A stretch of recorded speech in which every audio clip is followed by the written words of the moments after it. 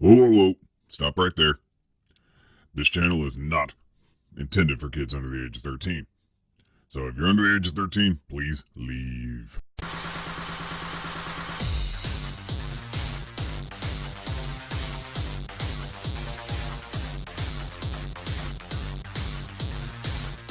Hey everybody, Arthur here with another unboxing video. Today we have G.I. Joe Classified Series Destro, and it comes in that Classified Series packaging with this amazing Destro artwork that's on this package. On the left side of the package, the artwork does wrap around and it looks awesome. The artist that did the artwork for this package is amazing. They'll be able to capture that chrome, and if we do it just angled just right, you guys can really see the whole sort of image right there. And it looks badass. On the right side of the box, Destro is number 3, and these are all the icons that you can go to the website to see what he specializes in. Just like all the other figures from this wave, the back of the box has this amazing, beautiful artwork that looks great, showing off all the figures, G.I. Joe and Cobra vehicles, and all the legalese stuff at the bottom. But the main thing is, I keep looking at it every time I see these packages. I can't wait until we get some Alley Vipers. One of the weapons that Destro comes with is a gold pistol, and look at the sculpt work in this. There's tons of sculpt work. The gold paint works. It's cool. It's like a mixture of a futuristic gun like pistol with a modern pistol. It's pretty crazy looking, but again, it looks pretty nice. I mean, only thing missing, I wish we had some holes in the barrel so we can utilize some of those blast effects we got with some of the other Marvel Legends figures that we got, you know, from Hasbro. That would have been cool if they could have did that. But it's cool to get a gold gun, because I mean, if I was a weapon supplier, I mean, I would definitely have some blinged out weapons. The other gun he comes with is another sort of, I guess, like rifle pistol thing. Again, tons of sculpt work that's in there. It's got a nice scope, so I guess he can do some long distance shots with it. I love the hints of red throughout this gun. And again, it looks really cool, and it looks like something that Destro would carry around. Now, one of the items that I was most excited for that he came with is this briefcase, because I loved how the actual Cobra logo is sculpted in. They did try to paint it as best as they could, and you can see that there is a glossy black paint on here, and then the case is more of a matte black, but there is sculpt work throughout the case. You can even probably paint up some of these rivets and stuff. But it's really, really cool looking. I mean, it looks like a weapon case. Or a briefcase, just a really fancy one. Got the painted latches and handle. And then you get to the other side, and I don't know why they didn't paint this side. Like, I mean, I guess it's maybe that, you know, one side, the other side, I don't like yin-yang, but I just feel like that might have been a little bit of laziness where they just didn't paint this side. Granted, the red that they painted is sort of sloppy. You know, it looks okay. It's still sloppy. It's sort of all over the place. This one is definitely a lot cleaner. But I mean, at least they attempted to make it red. That's good. And then we get the briefcase that opens up, revealing, I guess that's money. I thought it was C4 when they showed like the promo pictures. I guess it's money. There's nothing sculpted on there to say it is money. And besides, I mean, they look like they're banded, but I've seen C4 that way. So this could be whatever your imagination desires. And then inside is where it really shines down here at the bottom. We got a shiny, almost like a metallic screen with keyboard, the mouse. We even got a sculpted in Cobra logo that's painted there that looks really, really good. This whole inside right here is amazing. I love it. Looks really good. I just wish that if this was money, it was sculpted like money. So with the electronics like this and that up there, I'm assuming this is like a briefcase full of C4 that's he's just going to use to blow up something. Up close, Destro looks awesome. He's got green pupils in there. You can sort of see the paint they used on him is definitely reflects the light. And I think they use the proper silver. It's not like a chromed out version like we got with the original figure, but it is shiny enough. It's got amazing sculpt work. He's got some ears in it. Really reminds me of the Sideshow Destro that I reviewed. The line work and everything, and how this head sculpt is. it looks great. I really like it. And mine does not have the circle on the top. This is the running change version, so no weird ring. And it's an awesome figure. I think they did a really good job. I love his collar showing off his bare chest. Now this necklace is a loose necklace, and it's an iconic piece. I mean, that's a ruby he's had in his family for centuries, and we got the little rivets around his neck. The whole collar, everything. This looks awesome. The detail on this is pretty awesome. I like it. I like the they painted these like little sections of sculpt work here, but you can see they definitely missed the mark on here. Like, really, that's a big piece that sort of couldn't just paint it over a little bit more. That would have been nice. Got the continue with that gray motif on these little pieces like that. Texture throughout his body, which looks cool. So like certain sections look like it's more of like a leathery material. That looks good. His belt is annoying as can be, because it is attached to this crazily bright red holster, and it's attached right here, so it's constantly shoving this thing up, so that's a pain. But the belt does look good. This just almost needs to be removed. It's just, I mean, I get the idea of the design, it's just not executed very well. He's got a little bit of butt, and it's crazy. You can see like the texture here, no texture. I love that they're playing around with textures with this line of figures. We get a little bit of gray under here. We get the metallic for the gauntlets, and we get the classic and iconic gauntlet rockets. Now this would have been an opportunity for them to use some of those rocket effects that we got with like War Machine, and you know, we could add some rockets being shot off or something like that. That would have been a cool effect to give with this figure.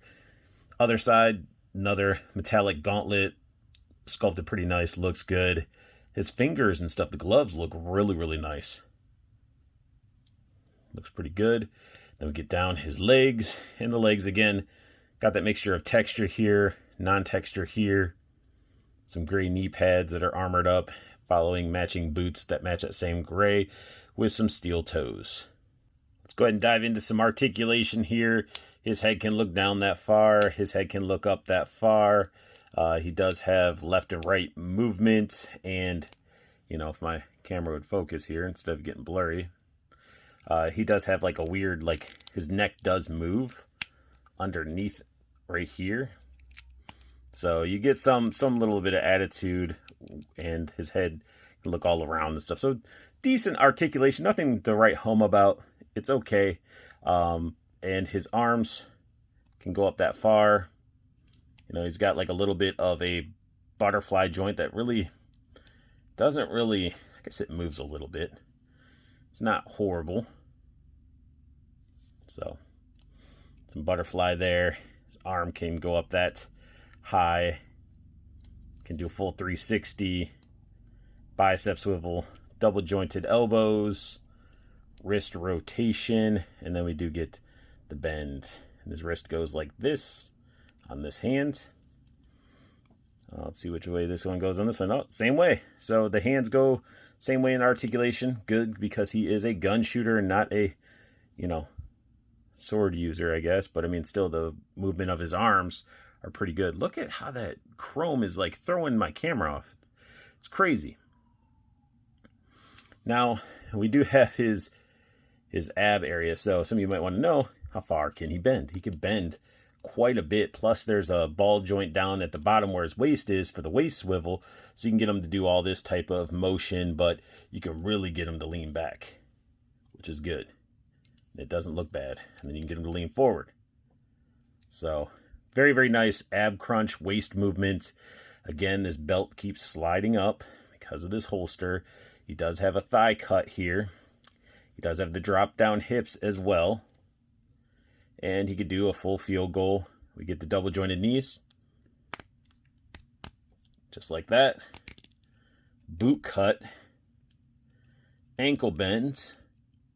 And pivot. So all the articulation you would expect in these G.I. Joe classified figures. You can get this Destro into some nice sort of walking positions.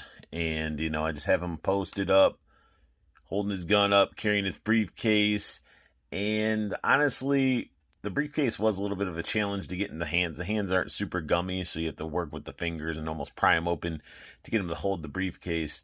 But, you know, you just play that balancing act with these figures, you know, to get them to stand and whatnot. And then you can get them to, you know, do some basic like walking poses, sort of like your Jay Hernandez walks, but he has that stuff on. He has that stuff locked down when he does his little walks and stuff. It's pretty crazy. Like, one of these days I'll be as good as him. No, probably not. I need more practice. And that's the thing with these figures and stuff. Like, getting them in poses and just having fun with them. I mean, that's how you figure out what looks more natural. And if you're not really familiar with some of the natural movements or how stuff should look, you know, there's tons of references on the internet. So you can actually make sure your stuff is looking more fluid and realistic. And this belt still shifts around like this. I don't like that. That's dumb. That's dumb. I get it's like a design thing, but like, it's just sort of controlling this whole belt and sort of throwing it all off. I'm not a fan of it. As I was getting his other pistol equipped, I noticed this pistol is not as friendly as the other one. The other one doesn't have like the finger guard or anything like that. And you can see it's not flush against the pistol. The finger's not even going through the actual trigger guard all the way.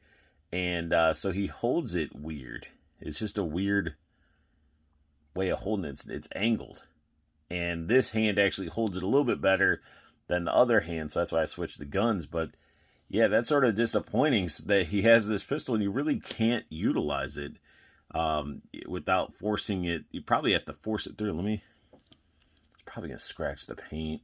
Yeah, this thing's not, the finger's not even wanting to come through the hole.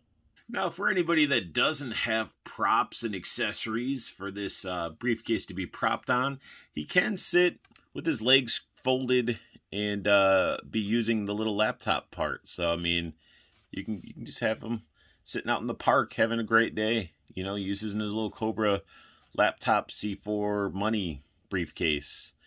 But, yeah, I mean, this still works, honestly. If you don't have a barrel or a crate or something to prop the box on, I mean, this definitely isn't a bad option. It looks a little goofy because he's a grown man playing on a laptop sitting like that. But it works. It does work. Now, I had to bust out some mood lighting and sort of change the background up a little bit. And honestly, you guys can see with basically any figure and some maybe a background or even just the lighting in general, you can really get some great shots of your figure. Or if you just want to play with your figure in a nice little moody atmosphere, you could do it that way as well. But it's still awesome just to have figures that you can play around with. You know, I have a light above them, one going at the angle, just sort of giving off this like nighttime creepy vibe, like, hey, I'm entering into a facility or secret lair and I don't want anybody to see me, you know? Even though there's lights there, but still, it looks cool. I think it looks cool. But this figure is pretty awesome. I mean, yes, I pointed out some issues that I had with it, but keep in mind these are $20 figures. They're mass produced. They're not going to be perfect. They're not going to be up there with some of these import quality figures and things like that. And even some of those you still have flaws. But the main thing is just enjoy the figure. The figure to me is a great representation of a 6-inch Destro.